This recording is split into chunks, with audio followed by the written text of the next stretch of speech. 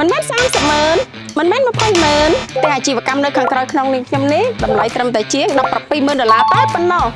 បងសម្រាប់ផ្ទះអាជីវកម្មនេះសាងសង់រួច100%ទិញភ្លាមអាចចូលរស់នៅបានភ្លាមហើយនៅសល់តែផ្ទះចុងក្រោយណាបងហើយអ្នកលក់នេះកំពុងតែរងចាំអតិថិជនកូនពៅតើជាអតិថិជនរូបណានឹងខ្លះជាម្ចាស់ផ្ទះអាជីវកម្មដ៏ស្រស់ស្អាតមួយនេះអ្វីដែលសំខាន់ណាផ្ទះស្អាតសំណង់រឹងមាំនៅលើផ្លូវធំទូលាយបងទិញបាក់អាជីវកម្មក៏បានរស់នៅក៏បានសូមបញ្ជាក់ផងដែរផ្ទះនេះមានកម្ពស់រហូតដល់3ជាន់កន្លះទំហំដីបានរហូតដល់4ម៉ែត្រកន្លះ23ម៉ែត្រដែលដីមុខផ្ទះយើងនៅសល់រហូតដល់5ម៉ែត្រនិងដីក្រោយផ្ទះនៅសល់2ម៉ែត្រសម្រាប់ទំហំផ្ទះវិញបងបានរហូតដល់4ម៉ែត្រកន្លះ16ម៉ែត្រដែលមាន5បន្ទប់គេនិង6បន្ទប់ទឹកយើងក៏មានជាបន្ទប់ទទួលភ្ញៀវមួយផ្ទះបាយមួយនិងរៀនហាលរហូតដល់2ផងដែរបង